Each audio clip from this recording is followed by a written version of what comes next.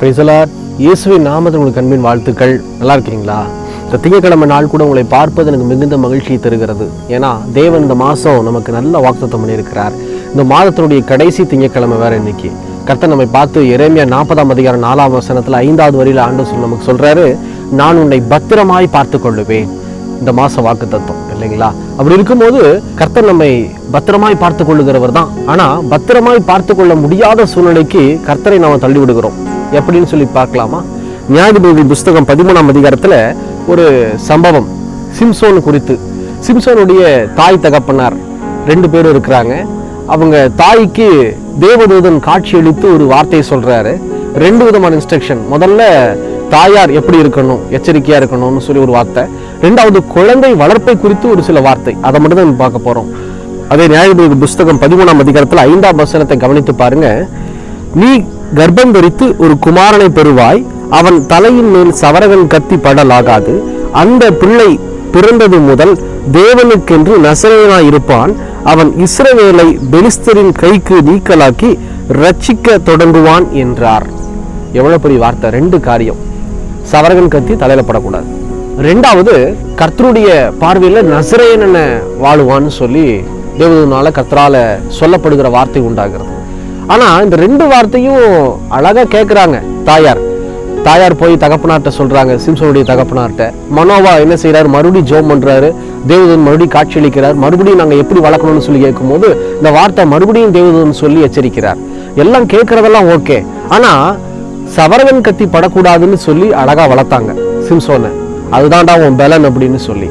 ஆனா அதே சமயம் நீ நசரேயன்டா. நசரேயன் என்ன அர்த்தம்? பரிசுத்த ஜாதி, பரிசுத்தமாய் வாழக்கூடிய ஒரு வாழ்க்கையில இதோ தேவனை குறித்து பிரதிபலிக்கிற ஒரு பாத்திரம் தான் நசரேயன். ஆனா அந்த நசரேயனை குறித்து சொல்லி கொடுக்காம வளர்த்துட்டாங்க. யார? சிம்சோனை. சிம்சோனுடைய மரணத்துக்கு யார் காரணம்னு பார்த்தா இந்த மாதிரி சொல்லி கொடுக்காம வளர்த்தது தாங்க பெரிய காரணம். சிம்சோன் வளர்ந்தார், பெரிய மனுஷனானாரு, பயங்கரமான பலன் உண்டாயிற்று. கர்த்தருடைய பலன் இறங்கும் போதெல்லாம் பெரிய காரியங்களை சிம்சோன் செய்தார்னு பார்க்கிறோம். அதே நியாயாதிபதிகள் புஸ்தகம் 16ஆம் அதிகாரத்தை முழுசா தியானிச்சு பாருங்க.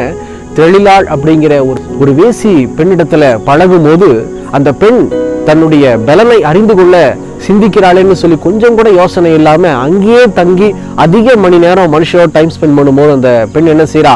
தினம் அவருடைய, அதாவது சிம்சோனுடைய இருதயம் குத்தப்படத்தக்கதான ஒரு சில வார்த்தைகளை சொல்லி, சாகடிக்கத்தக்கதான ஒரு வார்த்தைகளை சொல்லி, அதுக்கப்புறம் சிம்சோன் தன்னுடைய இருதயத்தின் எல்லா காரியத்தையும் ஓப்பன் பண்ணி எல்லாம் சொல்லியாச்சு. சவரகன் கத்தி என் மேல படல, அதுதான் பலன். என்னுடைய முடி என்னை விட்டு போச்சுன்னா பலன் குன்றி போயிடும். ஓப்பனா எல்லாத்தையும் சொல்லிட்டாரு. நசரேயன் அழைக்கப்படுவேன். தேவதூதன் தாய் தகப்பனார்ட்ட சொன்னதெல்லாம் தேவையில்லாத ஒரு மனுஷிட்ட போய் சிம்சோன் சொல்லிட்டார். இது நிமித்தம் என்ன ஆயிற்று? சிம்சோன் கண்கள் பிடுங்கப்பட்டு அத்தனை பேரு முன்னாடி இந்த தூண்ல கட்டப்பட்டவராய், அவமானப்படுத்தப்பட்டவராய், ரொம்ப மோசமான நிலைமைக்கு தள்ளப்பட்டார். கடைசியில சிம்சோனே ஆண்டவர்கிட்ட கேட்டாரு, கடைசியா ஒரு தடவை பலன் தாங்க ஆண்டவரே, நானும் இவரோடு சேர்ந்து மடியட்டும்னு சொல்லி அந்த வார்த்தையின்படியே சிம்சோன் மடிந்து போனார்னு வேதம் சொல்லுகிறது. இதை ஏன் நான் சொல்றேன் அப்படின்னா, கர்த்தர் நம்மை பாதுகாக்கிறவர் தான். ஆனா சிம்சோனை ஏன் பாதுகாக்க முடியல தெரியுமா? நசரேயனுக்குரிய அர்த்தத்தை பெற்றோர் பிள்ளைகளுக்கு சொல்லிக் கொடுக்கல, சிம்சோனுக்கு சொல்லிக் கொடுத்து வளர்க்கல. நீ பரிசுத்தமான பையன்டா, பரிசுத்தமான காரியத்துக்கு பாரு, பரிசுத்தமான இடத்துக்கு போ, பரிசுத்தமான காரியத்தை சிந்தித்து பாருன்னு சொல்லி பரிசுத்தையும் தேவ பயத்தையும் குறித்து இதோ பெற்றோர் சிம்சோன் இடத்துல பேசலன்னு நான் நினைக்கிறேன். அதுதான் உண்மை. அப்படி பேசி இருந்தா அந்த தேவ பயம் சிம்சோனுக்குள்ள இருக்குமானா கர்த்தரை துக்கப்படுத்தி இருக்க மாட்டாரு சிம்சோன். அப்படி துக்கப்படுத்தாத ஒரு வாழ்க்கை சிம்சோன் வாழ்ந்திருப்பாருன்னா கண்டிப்பா நான் சொல்றேன், சிம்சோனை ஆண்டவர் பாதுகாத்திருப்பார், ஆசீர்வதித்திருப்பார். இன்னைக்கு நம்முடைய வாழ்க்கையில பிள்ளைகளுக்கு என்ன சொல்லிக் கொடுக்கிறோம்? யோசனை பண்ணி பாருங்க. நன்மை தீமை சொல்லிக் கொடுக்கிறோமா? தேவனை குறித்து பயத்தை சொல்லிக் கொடுக்கிறோமா? வசனத்தினுடைய முக்கியத்துவத்தை காண்பிக்கிறோமா? முதல்ல நம்ம ஜெபிக்கிறோமா? பிள்ளைங்க முன்னாடி நம்ம முதல்ல வேதத்தை எடுத்து வாசிக்கிறோமா? நம்ம முதல்ல ஆண்டவருக்கு கனம் கொடுக்கிறோமா? நம்ம சபைக்கு போறோமா? சிந்தித்து பாருங்க. நம்ம செஞ்சாதான் பிள்ளைகள் சரியாய் செய்வார்கள். நம்மளே இந்த வழியில போகல அப்படின்னா எப்படி பிள்ளைகளுக்கு இந்த வழியை நம்ம காமிக்க முடியும், பேச முடியும்? நாமே முதல்ல திருத்திக் கொள்ளலாம்.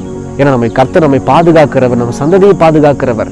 இன்னைக்கு நம்ம பரிசுத்தமா வாழலைன்னா கர்த்தரால் நம்மை பாதுகாக்கவே முடியாது. ஒப்பு கொடுக்குறீங்களா? கண்களை மூடி ஜெபிக்கலாமா? எங்களை நேசிக்கிற நல்ல ஆண்டவரே, இந்த வேலைக்காக ஸ்தோத்திர ராஜா. தகப்பனே, சிம்சோனுடைய பெற்றோர் சிம்சோனுக்கு பரிசுத்தத்தை குறித்து சொல்லாம வளர்த்துட்டாங்கப்பா. இதோ சிம்சோன் பரிசுத்த குலைச்சலான வாழ்க்கைக்குள்ள கடந்து போகும்போது உம்மால சிம்சோனை பாதுகாக்க முடியல ஆண்டவரே.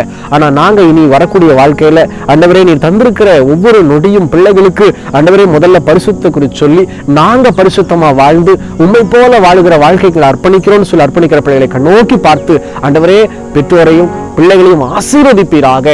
ஆண்டவரே, சிம்சோன் இழந்த அந்த ஆசீர்வாதத்தை நாங்க பெற்றுக்கொள்ளணும் ஆண்டவரே. நீர் எங்களை பாதுகாக்கிற தேவன், பலப்படுத்துகிற தேவன், கூட இருந்து ஆசீர்வதியும். உம்மை துக்கப்படுத்தாத ஒரு வாழ்க்கையை நாங்க வாழ்ந்து ஆசீர்வாதத்தை பெற்றுக்கொள்ள எங்களை அர்ப்பணிக்கிறோம். இயேசுவின் நாமத்தில் பிதாவே, ஆமேன், ஆமேன். தொடர்ந்து ஜெபம் பண்ணுங்க, அர்ப்பணிங்க. கர்த்தர் உங்களை ஆசீர்வதித்து பாதுகாப்பாராக.